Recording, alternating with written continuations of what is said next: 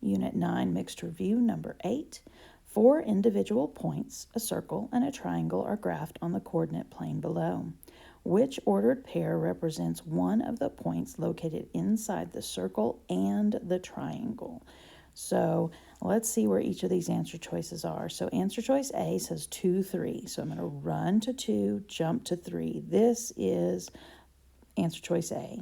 That is inside the circle, but it's not inside the triangle. So A is out.